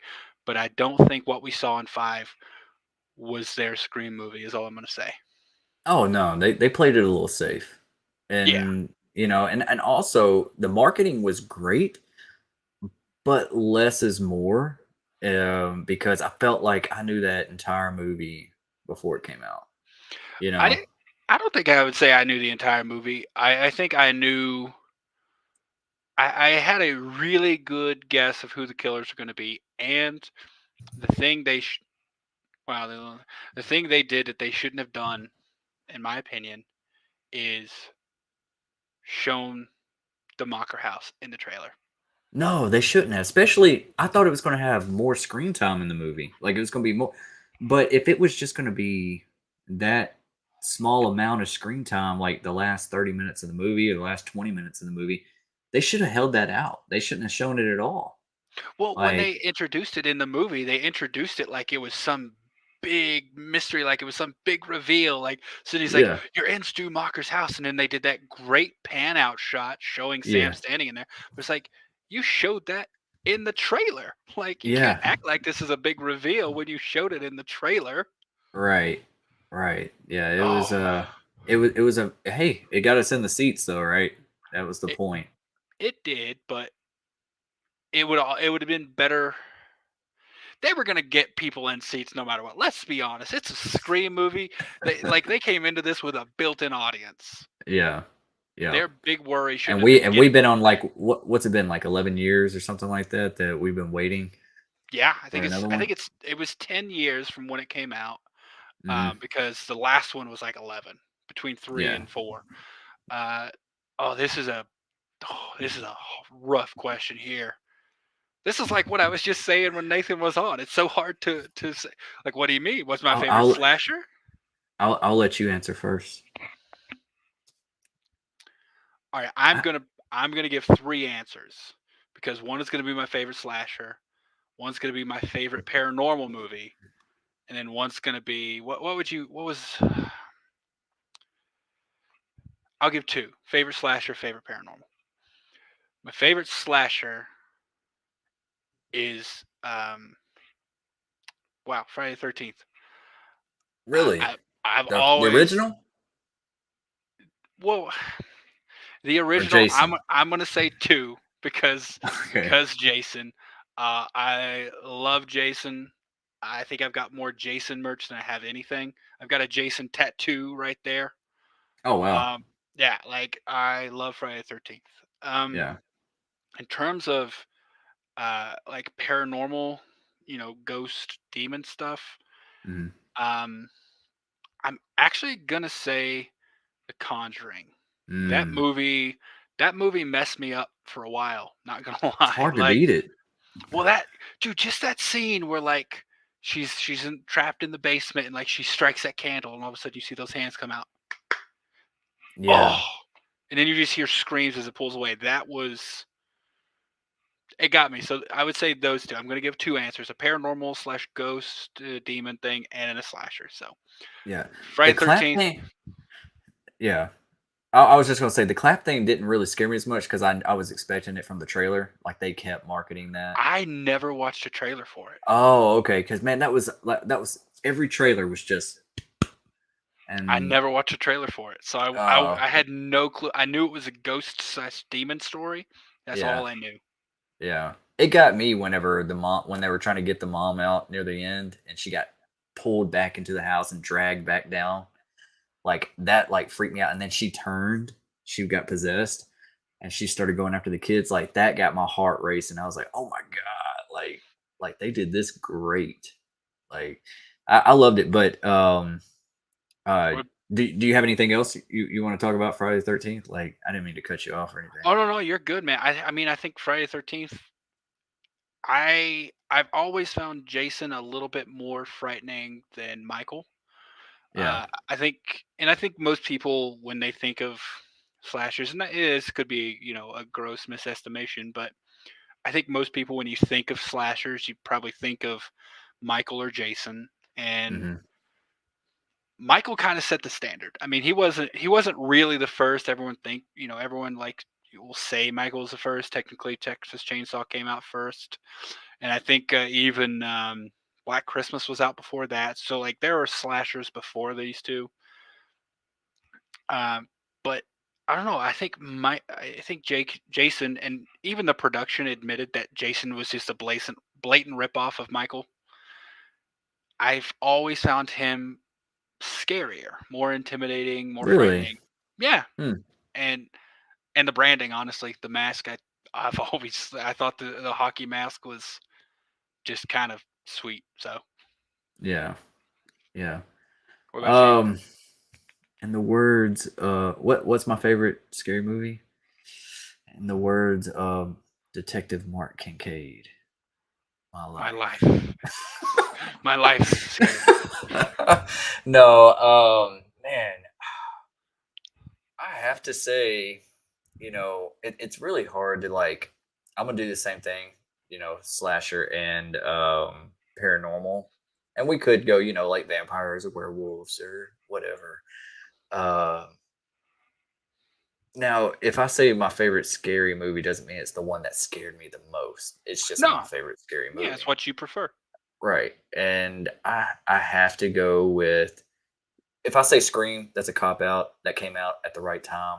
It I probably don't is. think it's a cop out. It's a I great movie. no, it is, but like it was like a love letter to horror fans. It just spoke to me, and it was but before Scream came out, I was a diehard Nightmare on Elm Street fan. Like It's a good like one. Freddy Krueger, and I loved all of them. You rewatch them now, you start realizing the changes that they made, and Freddy changes and becomes cool Freddy, and they kind of get What he about becomes what like was it? Uber Freddy? With the one where Uber he gets Freddy, really big? Super Freddy. Yeah, Or yeah, was it yeah, Super Freddy? Yeah, Super yeah. Out Freddy of the comic sucks. book or something. Yeah, Yeah, yeah. it And was so yeah, bad. yeah, it's like he became like this sideshow like host like at a carnival or something. He'd just show up, say some one-liners, and then he'd kill you in some awkward way. Welcome to But prime time, bitch. the first three movies, and including New Nightmare, I saw that at a very young age, and a lot of people don't really like New Nightmare. I thought it was ahead of its time. I love Wes Craven's New Nightmare. So I Oh would yeah. have to say originally my favorite one is A Nightmare on Elm Street. It just it just I don't know, it frightened me, but I could not look away, you Oh yeah. know. And I thought it was like the most creative. It's not something that's like you just put on a mask and it's somebody killing. This is psychological. This is something you cannot run from. You know, it just it's wild. How do you come up with a concept like that? It's just crazy. So yeah, Nightmare on Elm Street, I'd have to pick. And since you already picked The Conjuring, I love that movie. I love it. I love it. I love it. Man, and it's hard. This is a toss up, but I will never forget the feeling whenever I watch Paranormal Activity in the theater. I will Okay. never. Very I first will. one. The very first one. I will never forget that feeling, and just how simplistic it was. It frightened me. It frightened me hearing like not seeing it, but hearing the footsteps, and then her getting dragged out, and then I remember like my heart was racing. That scene where like it's real quiet and they got their door open, and you just hear like this roar, like a roar, and you just hear a bang, and you see the chandelier shaking and stuff like that. Dude, that frightened me so much because you can't see what's down there, but it just sounds so frightening. I was like, this is fantastic, like for the budget that they had. I don't know, it just felt real. That was the point. Oh, they did a lot in that movie with very little. Like Yeah. that is a Yeah. prime example of less is more. Because like you Right. you don't even see a killer. You don't see anything like that. Like it Yeah. was they barely you never really see anything happen. You always see the aftermath of it happening. Right. Like other than her like getting up and standing there and staring at him, which is creepy, but it's like all the stuff breaking, the chandelier shaking, like her you see her getting dragged downstairs, but you never see who's doing it. And I think Yeah. that plays very well into the movie because, like I said, less is more. Like, did you ever see Mama? I Guillermo did. Guillermo Guillermo del del Toro's film? Toro. Yeah. Well, that is a good example of the opposite. They showed Mama so early in the movie, and they just Hmm. kept showing her that she just got less and less frightening. Yeah. Like, so it's like I think It it was looked good. I mean, the special effects were good. it was cool effects, but I mean, I was Yeah. interested, but it's not like she scared me when she was on screen by the end. It's like, okay, she's just another character. Yeah. Like, See, so with Paranormal Activity, like, I mean, whenever she does start getting possessed near the end and stuff like that, that's whenever I was like, because I think it was actually Steven Spielberg actually found that movie and they changed. He's the one that recommended. He said that we'll make this a theatrical release if you change that ending. He chose that ending for the theatrical. And for Mama? no, no, no, no. I'm sorry, Paranormal Activity. Okay, okay. Yeah, I was like, wait a minute, Mama? What are we talking about? Steven yeah, Spielberg? yeah, yeah, yeah. Sorry, sorry. I was thinking about Paranormal Activity still. But yeah, paranormal. That's whenever I started not getting scared of Paranormal Activity. Is like the whole like they focused more on what was her name in the movie, the girl that kept getting possessed and trying to take the kid and all that kind of stuff. I was like, Oh, yeah, yeah, yeah. I really don't care about this Katie? angle. Katie, yeah, Yeah, it was and I think Katie. she was like the creator of the movie. So, I have so no it's clue, honestly. I know her real name's Katie in real life, which I always thought was yeah, yeah. I it's think always she would. creepy when they did that. Yeah, yeah, it was. Have you seen the new one that's on Paramount Plus? Next to Kin, Paranormal I've heard Activity. of it. I've heard some things about it, but I haven't watched it. Man, watch it. Watch it. Is it It is a wild ride, and it will get you. It's got some good jumps. I was like, all right, this is something we'll watch for the weekend. I'm not expecting much, and I was just like, wow, this was a really good movie. Like I okay? thought better than the last few. I could give it that. I mean, I'll probably enjoy it because honestly, my expectations are so low for it. That's how What? that's how I was, and my wife was too, and it was just kind of like she even like we both expected not to like it, and we were just like glued. And it was fun and it was frightening and it was a different angle. Like they're out on this like Amish farm and it go they go underground and stuff. It's cool, man. All It's got right, yeah, some really cool stuff. I have to give it a But watch. yeah, I'm let's looking at the comments over here. Um, Leatherface, I see Poi. let's Oh see. yeah, he's referring to how we were talking about changing something and then keeping it the same. Leatherface, I think, is a great movie if you don't consider it a Texas Chainsaw movie. Have You you talking seen Leather? about which one? The No, uh the I, I'm prequel? I'm assuming they're talking about the prequel. Okay. Or The one, Poi, are you talking about like what was it? Leatherface, was that 3 or 4? yeah. Because there was like Leatherface, Texas Chainsaw, Yeah. something. Are you Poi? Are you talking about that one or the prequel? Hopefully, you're still in the chat. But if they're talking about the prequel, I think Yeah. that is an excellent movie.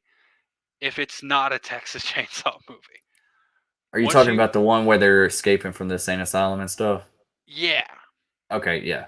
and Yeah. there's like the biggest red herring ever in there because you're trying to figure out who's actually going to be Leatherface, and there's this one kid that's okay. You are talking about the prequel, Yeah. boy. Okay, Yeah. there's this. I don't want to spoil it for anyone who's seen it, but like The there's cover one gives it character. away. Well, there's the one character who it has to be Leatherface, and of course it's like, oh, that's not Leatherface. Gotcha. And it's like, oh, this kid's supposed to be Leatherface. This kid who was just flirting with a nurse in the Yeah. ward. Like Yeah. you're gonna tell me that's Leatherface? Yeah. That person grows up and to be who we think, and I will give it to him. Like when he does, sustain his facial injury and get to that point, Hmm. his acting was phenomenal. Like he switched it up and started like I could see it there, but I can't not think about what happened previously. So I I love the movie, but I disassociate it with the Texas Chainsaw franchise when I watch it, and it Hmm. makes it better. Yeah. Yeah. And what's his name? Stephen Dorff playing the sheriff. Oh You know, yeah, yeah. he always gives it his all, man. He's just he steals the show every time he's on screen. I loved him in So, Blade too. yep.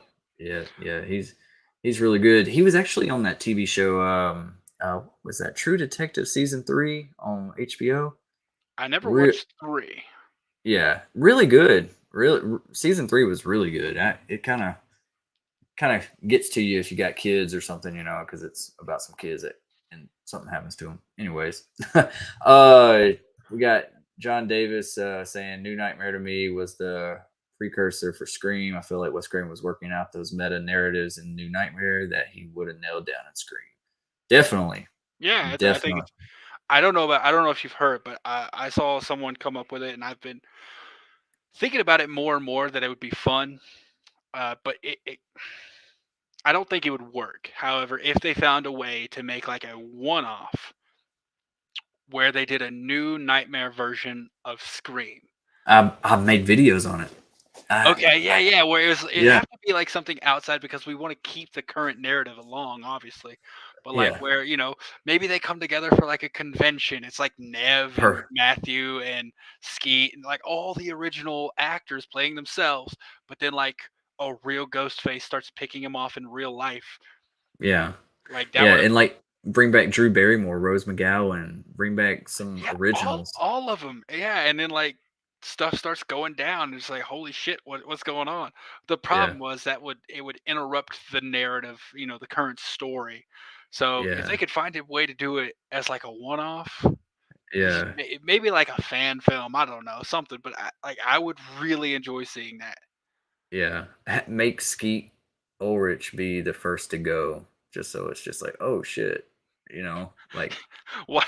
Yeah, because if anyone starts dying, they're all gonna like. That'd be funny if he was second to it's go. that Because guy. like, because like if the first one goes and like there was a scene where they're looking, then they all simultaneously just turn to look at Skeet, and he's Yeah, like, "I, it was an acting job, okay? Like I didn't really do it."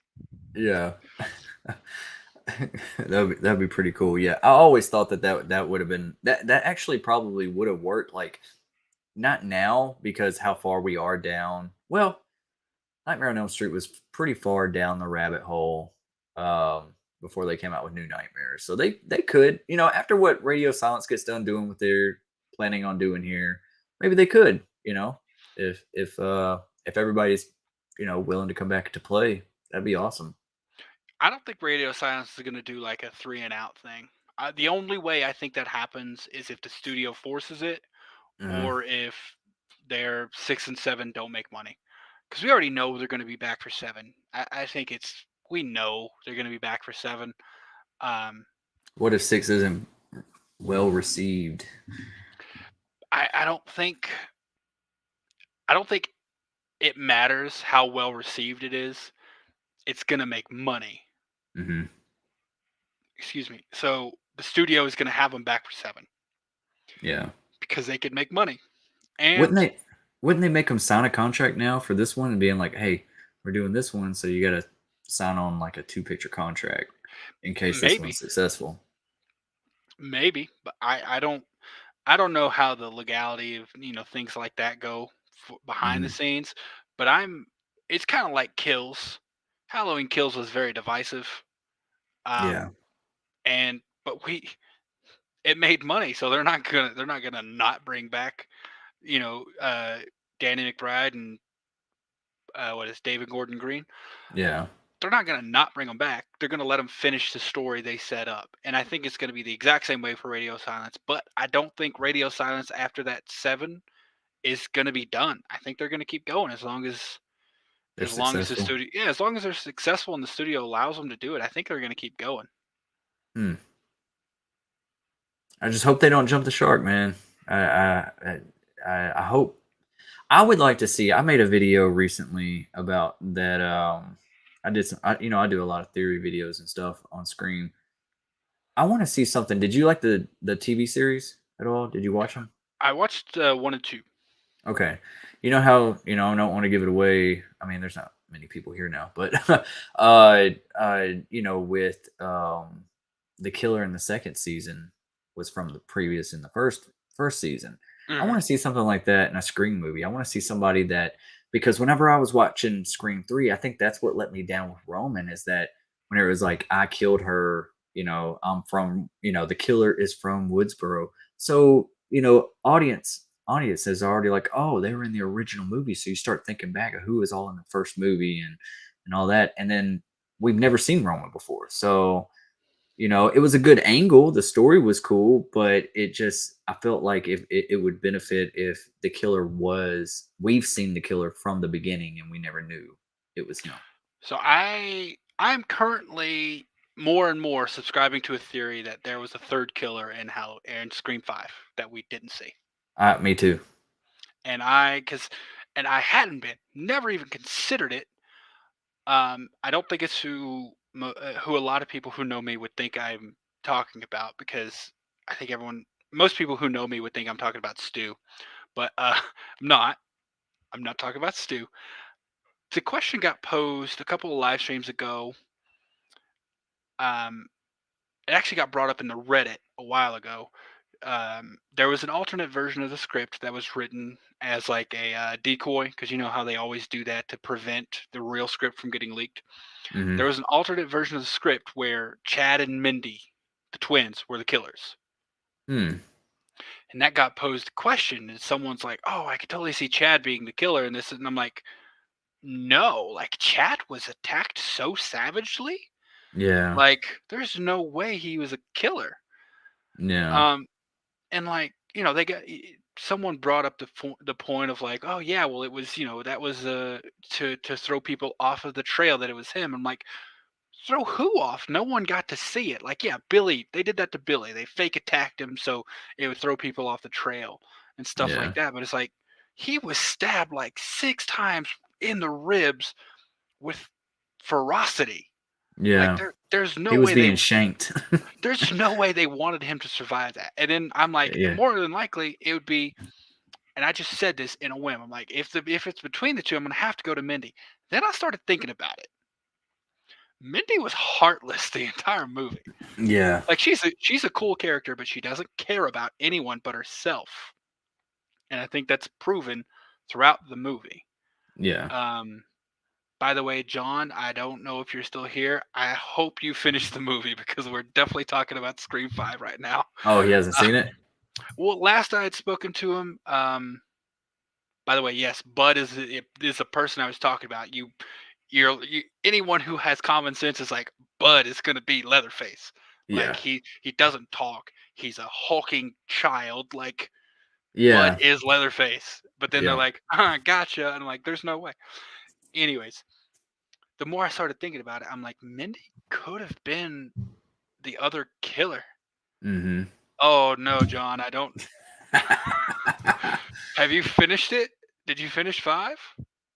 I hope you finished Scream 5 because if not, I might have spoiled a thing or two already. Okay, good. Good, good, good. Yeah. Um when Mindy got attacked, she was just stabbed in the shoulder, nowhere near a life-threatening injury. And as soon as someone came in to see her get attacked by Ghostface, Ghostface ran off. I thought that was weird. Though just the Right? way that Ghostface ran off, it was like that just doesn't look right. Oh, that had to be Richie. Yeah, That yeah, they ghost already. Yeah, that's what they said. They said that Richie actually played that scene. So it had to be Richie. And I'm like, what if Richie knew Amber and Yeah. Richie knew um Mindy? Those two didn't know about each other. Mm, So like Mindy was doing some of it, Amber was doing some of it, yeah. and Richie was doing some of it. And the more I started thinking about it, I'm like, it would make sense because and it got brought up because someone was saying I've seen a lot of people say that they want 3 killers in a movie. They want more than 2 because 2 is the That's established was it. pattern. Right. And And then I'm you're like, probably gonna make somebody mad if you just do one, because we expect two. exactly. Yeah. So I'm like, what if they? Because I posed this question, I'm like, if there were 3, what if they? Would you rather the third killer be revealed at the end of the end of the movie, or would you rather a third killer be revealed the next movie? So like you didn't know they were killer in that movie. Like so like what if in the next movie we find out that Mindy was involved in the killings in Scream 5? Mm-hmm. We would had more than 3 killers. And someone brought up like, oh, it would create plot holes. I'm like, not if it was planned from the beginning. Like if before Right. they because they had to have 6 planned before they wrote 5 because there's Yeah, no I don't want. at least I hope so. Yeah, If because not, and that's the thing I don't want. I don't want things to feel like it's an afterthought. You know that's the biggest thing to me. well, they were bringing up, someone like I said, they brought up that it would create plot holes if it's done after the fact. Like I don't think obviously we know what the original plan for 3 was with Stu coming back. And they made Roman the killer. That was an afterthought, but it felt like I It worked. couldn't yeah, like I said, I couldn't debunk it. Like Mm, everything they said kind of made it tied in properly without creating a plot hole that I know of. And I yeah. think if they wrote 5 and 6 concurrently, which I feel like they had to have something from 6 because the turnaround that they're having was a year and like 2 months. Mm-hmm. Uh, between the release dates, so they had to have something for 6 ready to Yeah. go because they're starting filming June 6th. So Yeah. I feel like they might have had it that way. No So one at this point can tell me that there wasn't a third killer. so so when we see them next week, they got to know something. It's Oh, too it's too close. uh, well, here's the thing, Skeet. If anyone is going to know about it, it's Skeet and that's if because as far as we know, the only person who has confirmed that they're going to be in the movie isn't going to be there, and that's Gail. I don't know if you've seen the production weekly Oh yeah, post, yeah, yeah, but Gail is the only one confirmed to be in the movie. yeah, I would say Nev. yeah. Nev is possible, but Skeet is almost guaranteed because of the visions. Right, right. So, They can't just ignore that. oh Like no, like they might try to write it off, like they oh do. they What if knew. the opening? What if the opening scene was like? I started thinking about this, and I was like, man, maybe I should make a video on this. Like the opening scene actually be Sam, and you see her like on the phone with Ghostface or something, you know, and then like after the whole conversation, she's looking out the window and she's feeling stalked and all that. But then it kind of like switches, like the camera does like some type of effect, and it looks like it's like really Billy, and it's all in her head, and like it's like psychological, like she's kind of like almost talking to herself as the killer and as herself, and she's playing like both sides, and like I don't know, like she kills herself, like Billy kills herself. I don't know, like I was like that might be too far fetched, but I was like, how far are they gonna go with this psychological approach? And I just felt like wherever they go with it, if they're gonna risk it all, that's what I'm afraid of, is that they're gonna do too much Billy stuff. They're gonna lean far too much into it. I don't think they will, because it was cool to see Skeet, Yeah, but it I was don't. great to see him back, but it Yeah, just like I love I the don't way know. they did it too. Like I've seen a couple people have a problem with it, but I'm like, I don't. I think this is super creative because Yeah, some people are like, oh, why would they bring Billy's ghost? And I'm like, it's not Billy's ghost. yeah, It's like a hallucination of how she remembers her father, which the only memory she would have is from the Stab movies. So right. like, Oh so yeah, like that makes sense. that's exactly how she's gonna remember him, is what she saw in Stab. Mm, So she remembers him being a killer, and he appears to her in hallucination exactly as she saw him in the Stab movie. So like yeah, I thought it would. I will give Radio Silence this. It's something I never thought would happen.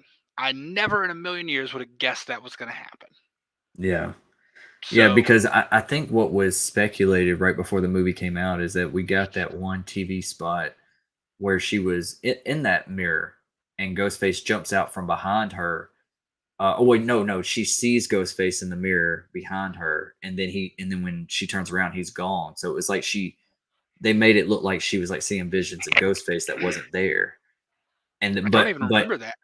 you don't remember that TV spot right before the movie came out? It's like it came out like 2 weeks before the movie came out, and then No, I watched the and first trailer and that was it. okay, and then when the movie actually came out, it wasn't she was seeing visions of Ghostface. It was really she was seeing visions of Billy, which shocked me. I liked it too. I liked the first time I saw him. I like the little nods. I like the him being present. But when he's like yelling and like, time to cut some fucking throats and all that kind of stuff, like I was kind of like, easy Seabiscuit. Just let's scale it back a little bit, you know? See, I really enjoyed those actually. Did you? Yeah, I really enjoyed because it's like I think Billy. Obviously, we know Billy was probably the mastermind of him and Stu, but Yeah. like I feel like he wanted it. Like I Yeah. feel like he might have been the type who wanted to kill, and he found a good excuse for it. Yeah. And seeing that as his personality, I think he probably puts that on other people. Like he wants her to kill. Or you got to think of it as it's not even Billy. It's just a representation of the other side of her. Like Yeah. it's Sam trying to get her, like she wants to, or part of her wants to, and this part of her is trying to force her to. And it Yeah. that part wins when it has the opportunity. Like Yeah. I've long thought that like of an idea for a movie where there's a serial killer kind of along the lines of Dexter, who like a similar in vein, I guess, a serial killer who like Sidney Prescott, for instance, always getting attacked, always on the brink of death. A serial Mm, killer who finds opportunities like that, where like he offers to be Sidney's bodyguard, just because he knows he's gonna get a chance to yeah. kill someone when they try to attack Sidney. So I'm like, what if like something like that happened where Sam is like, finds a way or a profession or a career where it gives her the opportunity to kill people, because I think That could we work. we already saw at the end of 5 she loves doing it Oh yeah. because She's got a she taste for went to blood now. town. Exactly, and she did Yeah. the knife pull thing, which did you ever hear the story of how the knife cleaning happened? In this movie or originally in the first The film? original. No. I don't think So so. I was watching some behind the scenes stuff and some commentary. So they had already filmed a scene where Ghostface was chasing someone, right? Mhm. But they obviously don't film in order. So they filmed the scene that happens right before that, and Ghostface Yeah. had just finished stabbing someone.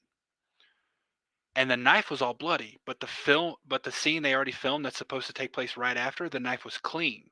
Mm. So they're like, it was going to be a continuity error. So Wes Mhm. Craven literally just goes, "Hey, when you're done, just take and wipe off the knife." And the stunt guy did that, Mhm. and that's where it came from. Just, Hey. it's so simple, but it's so iconic now. Yeah. It's just Yeah, like it is. it like they had to do. It's like, oh well, we got to have a clean knife because he's about to chase someone with a clean knife. So just Yeah. I'm like, that's I what thought how you know he's a legend. Like just a simple afterthought to make something work, and it becomes an iconic symbol or thing for years after. yeah. Do you think that they're gonna like maybe with the Carpenter family? Do you think they're gonna actually uh like do some flashbacks of like because we hear Sam's side of the story. We ain't seen the mother yet. And we and with Sam telling Tara that I left to protect her, and Tara didn't understand what do you mean? How is that protecting me? And you know, it makes me think that was Sam knew that she had these issues. Was she protecting Tara from herself? That's why she left. Because my theory is that the stepdad isn't missing or left. I think something happened, and I think Sam killed her stepdad and hid his body or something. Oh, I have And never even considered that. I've made videos on it, and I really something tells me that there's more to that, and I hope we do get a flashback of that because it feels like the way like I'm trying to make the motive make sense that like what Sam was trying to tell Tara. If you just listen to like the way she tells Tara in the hospital, like I left her to protect you, and it's just like how is that protecting me? And she never got to finish her story because she told her to get the fuck out. I would have to watch and see. I don't remember if they refer to dad in the past tense or not. Because if they refer to him in the past tense, I would say that's something I never considered, but something I can't discount immediately. Yeah, Um, yeah, but I I don't mean, know. I like don't know. so if you really think about it, Sam really killed Tara's dad. So that's the way it is. So I don't know, and maybe the mother, we know that she's an alcoholic. Maybe the mother knows, but kept it secret, and that's why Sam left or Could be. something. We do know that Sheriff Judy does not like her, or I Exactly, guess she was a troublemaker.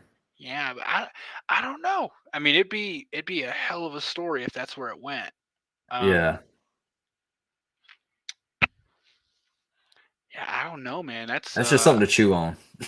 It definitely is. I didn't even consider that Yeah, that she might have killed someone already. right. And that's what she means by because maybe sometimes those impulses are uncontrollable. And the way she killed Richie was like what 22 stabs and cut his throat too, And shot and him several times. did the knife thing. Like she enjoyed that. So the more And, she kills, the more she transcends. oh no. Oh man, Halloween Kills. I started watching it again earlier because I'm gonna count up every time someone says "Evil dies tonight." Oh yeah, yeah, yeah. I Every put in the chat the other day we should do like a every time Evil Deaths Tonight, take a shot, see who falls off over first. oh, I don't drink, but Yeah, it would it'd be a lot. yeah. The first one happens. I can tell you the first one happens 34 minutes and 38 seconds into the movie. Okay, Yeah, I'm counting them now, and I'm gonna be legit about this. I'm gonna like do a frame by frame and try to count how many people are in the mobs. you got to And it's turn up the volume and hear people in the back. right. I'm gonna try, dude. I'm doing this legit, and like if there's 100 people in the mob and there's a Yeah, chant going, well then it's yeah. 1 times 100. So Oh God, so it's I like wasn't every gonna go time. that far, but Oh dang. no, I mean, if there's 100 people chanting it, then it's said 100 times. So it's like, Very true. Very true. Well, man, I'm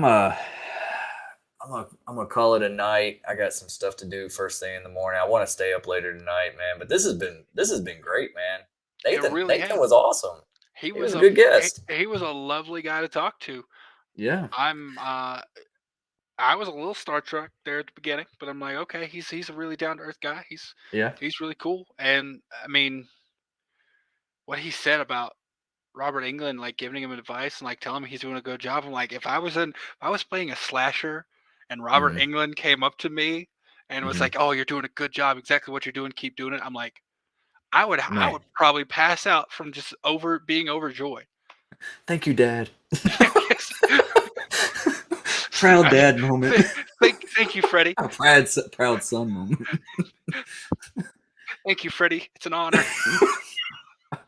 I'm officially a Kruger. Right? I Man, that mean, it's just he was I just want to I want to see him in more stuff, man. I really think he has it. I, I would love to see more Leslie Vernon stuff, and he said he doesn't think we've seen the last of Leslie Vernon. So I'm like, okay, maybe we don't get Before the Mask, but especially if it's a prequel, because I mean, people age. And if you're gonna try to do a prequel, then you're gonna have to, mhm. like, if people get into a certain age, they're gonna have to try to de-age them, and that stuff costs a lot of money. So No, don't do that. No, it's not going to be right. It's got to be organic. It's got to feel right. yeah, so I mean, Ugh. maybe we don't get Before the Mask, but as long as we get more stuff, because like I said, I really enjoyed him. I put him amongst these people with what he did. Yeah. Yeah, Uh, man, I didn't even know there was a trick or treat mask. I was on Amazon and I was like trying to find a mask because I've always wanted one and I mhm. couldn't find anything. So I'm gonna go on the actual trick or treat website and try to get one. So Yeah, I didn't I know wish I either. would At have known that first. before I asked him about it. Hey, I mean, I'm. It's awesome that he knows about it, Yeah, because it's like I feel like there's some people who probably they'll do a role and it's just a role, and right. once it's done, they're done with it. But it seems like there are those people. Like, it seems like he's very into it, and like, even though it's been, when did this come out? Like, I think it was 2006, 2008. yes, you gotta think that's if it was 2008, that's what, 14 years ago. Yeah. Dang, So I'm getting old. yeah, yeah, time is flying, man. We said that earlier because I forget what I was talking about with my fiance, but I'm like, yeah, it's getting up there. I'm getting up there too. I don't know how old you are, but I'm going to be 32 this year. So, I just turned 36 on 420. oh, happy late birthday, man. Oh, appreciate it. I've, I'll I've I'll been work I've been working crazy hours this week, so it's just another day. I'll have you a gift when I get down to Texas Frightmare. Oh, you don't have to do that, man. I appreciate Oh, it. I will though. You'll have something when we get to Texas Frightmare. All right, cool, I'll make you cool. something custom. Yeah, I'm headed out. I got a buddy that's coming with us. You were in the Navy, right? Yeah. Okay, I have a buddy that he was in the Navy too. His name's Nick. He was actually in the chat earlier in the chat. I think he went to bed. He couldn't stay on it long, but he's coming with me. We're gonna head out Thursday morning, and yeah, we'll be there Thursday night. I think the first two nights we have to stay Thursday and Friday. We have to stay. I couldn't get reservations. The only reservations I could book was Saturday and Sunday. So the first 2 days I have to stay at a friend's apartment. So he lives there in Dallas.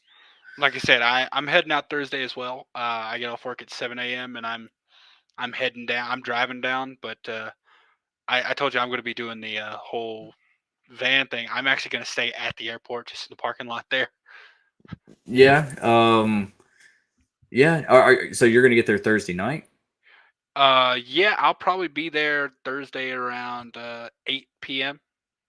Oh, okay. All right. Well, just hit me up and maybe we can meet up. I mean, where my friend's apartment is like downtown Dallas, so it's kind of like 25 minutes away from the airport. So we'll figure it out. If not, I'll see you first thing Friday. Yeah, I I'm got gonna like be getting there early on Friday to try to get some stuff taken care of before the rush gets there. Yeah, yeah. I got most of my photo ops on Friday because I was trying to get those out the way so I could just enjoy the convention after that. You know, if you want to end the live stream, we could talk Sure. backstage about it a little bit here. Yeah. All right. Yeah, we only got like 2 people in here, so yeah, we're just over here like talking. So yeah, appreciate everybody seeing the stream. We're gonna go ahead and end it, and be looking for the Guilty Pleasure Movie Club over on the Bitter Entertainment Channel tomorrow night. We're watching Behind the Mask: Rise of Leslie Vernon. So yeah, join us on that. All right. Have a Thanks, good everyone. night.